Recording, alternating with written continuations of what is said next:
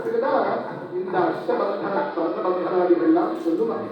அதெல்லாம் நேற்றைய தினம் ராத்திரி விசேஷமாக பண்ணி இப்பொழுது காத்தால விசேஷமான லக்னத்துல பகவான் ஸ்ரீ குருநாதால் சத்குருநாதால் ஞானானந்தகிரி சுவாமிகளுடைய அதிகாரத்திற்கும் மணிமண்டபத்திற்கும் அந்த ராஜ கோபுரத்திற்கும் ஞானபுரீஸ்வரர் போன்ற பண்பான தேவதைகளோடு இருக்கக்கூடிய ஞானபுரீஸ்வர ஆலயத்திற்கும் விசேஷ முறையில் கும்பாபிஷேகமானது இருக்கிறது.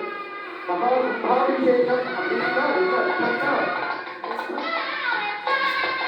அம்பாள் பேர் ஞானபுரீஸ்வரர், சிவன் பேர் அம்பாள்.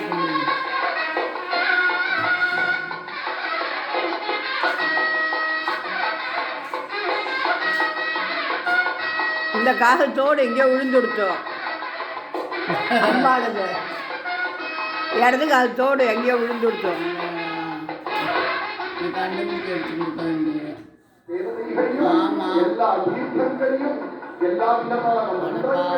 திருப்பி எடுத்தால் அந்த கும்பத்துல ஆவாகனம் பண்ணி அந்த சுத்தமான ஜலத்தினால பகவானுக்கு அபிஷேகம் பண்றதுதான் கும்பாபிஷேகம் என்று அவங்க மகான்கள் தான் அப்பேற்பட்ட கும்பாபிஷேகம் நம்ம ஞானானந்தகிரி சுவாமிகளுக்கு விசேஷமாக நடக்க போகுது.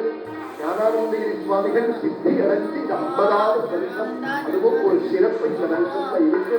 அப்பேற்பட்ட குருநாதாருக்கு மறுபடியும் சாநித்தியம் ஏற்பட்டு எல்லா சந்நிதிக்கும் மறுபடியும் சாநித்தியம் ஏற்பட்டு எல்லாரும் கும்பாபிஷேகம் ஒன்றையால நடக்கக்கூடிய விஷயம் கிடையாது. மானசிகமா, வாச்சிகமா, ஆர்த்திகமா, காய்கமாக பலவேறு சேர்த்து நடக்கக்கூடிய ஒரு விசேஷத்துக்கு தான் கும்பாபிஷேகம்னு பேர்.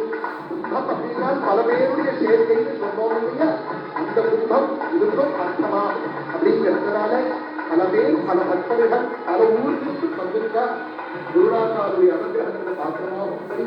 அதனால இந்த நேரத்துல கும்பாபிஷேகம் நடக்க இருக்கிறதுனால எல்லாரும் எல்லாரும் மனசார குருநாதால பிரார்த்தனை பண்ணி ஞானானந்தா குருநாதா எங்கள் குடும்பத்தில் எல்லாருக்கும் ஒவ்வொரு வியாதி படுத்துறது, வியாதி இல்லாமல் எல்லாரும் சேமமாக இருந்து உன்னோட நாமத்தை சொல்லிட்டு இருக்கிறதுக்கு அனுகிரகம் பண்ணப்பா.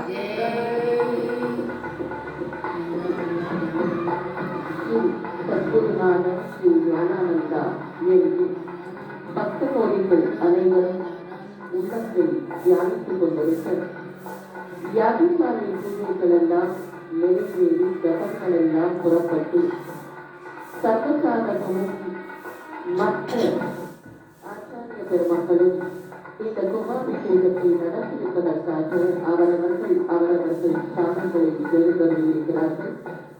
ராஜகோபுரத்திற்கும் அதிஷ்டானத்திற்கும் சுவாமி திருச்செந்ததிகளுக்கும் மணிமண்டபத்திற்கும் இன்றைக்கு கும்பாபிஷேகம்.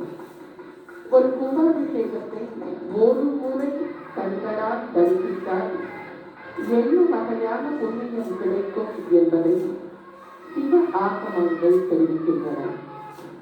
இந்த கும்பாபிஷேகத்திலேயும் யாகசாலையில் வைதிக முறையிலேயும் ஆகம முறையிலேயும் பூஜைகள் நடைபெற்றன.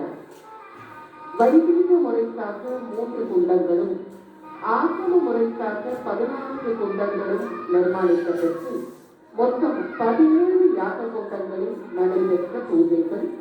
அந்த பூஜைகளின் சாநித்தியம் கும்பங்களிலே இருக்கக்கூடிய புனித நீர் இன்னும் சற்று நேரத்தில் ராஜகோபுர கலசங்களிலேயும் அதிஷ்டான கலசத்திலேயும் மணிமண்டப கலசத்திலேயும் திருச்சபைகளின் கலசங்களிலேயும் சேர்க்கப்பட இருக்கிறது.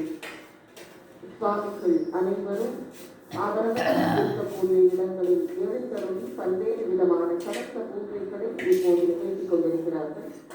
ஒரு கும்பாபிஷேகத்தை ஒரே ஒரு முறை கண்ணார தரிசித்தால் என்ன பலன் கிடைக்கும்? சுதா சேஷையர் சிவ ஆகமங்கள் தெரிவிக்கின்றன. எவ்வளவு பலன் கிடைக்கும் தெரியுமா? ஒரு நாள் கோவிலுக்கு போனால் புண்ணியம் என்றால், ஒரு நாள் விடாமல் ஆண்டு முழுவதும் 365 நாட்களும் கோவிலுக்கு போனால் எவ்வளவு புண்ணியம் கிடைக்குமோ, அதே போல ஓராண்டு அல்ல 12 ஆண்டுகள் தொடர்ந்து போனால் எவ்வளவு புண்ணியம் கிடைக்குமோ அவ்வளவு புண்ணியத்தையும் ஒரே ஒரு முறை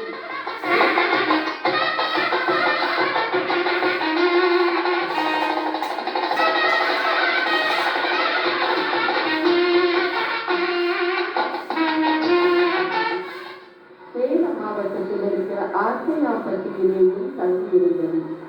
ஆனால் அப்போதெல்லாம் தன்னை வெளிப்படுத்திக் கொள்ளாமல் தான் யார் என்பது மற்றவர்களுக்கு அவ்வளவாக தெரிய வேண்டிய அவசியம் இல்லை என்கிற எண்ணத்தில் அவ்வப்போது வரக்கூடிய பக்தர்களுக்கு உதவிகளை செய்து அவர்களுக்கு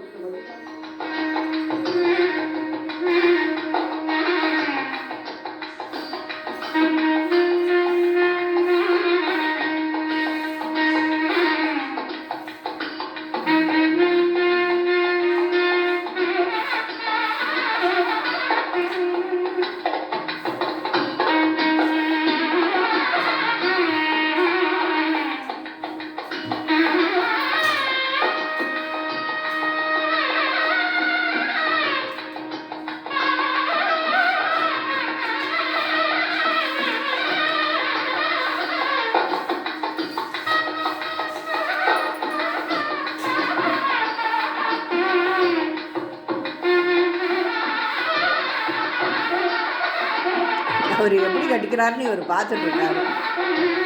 அவன் அடுத்த வாரம் கட்ட முடியும், நமக்கு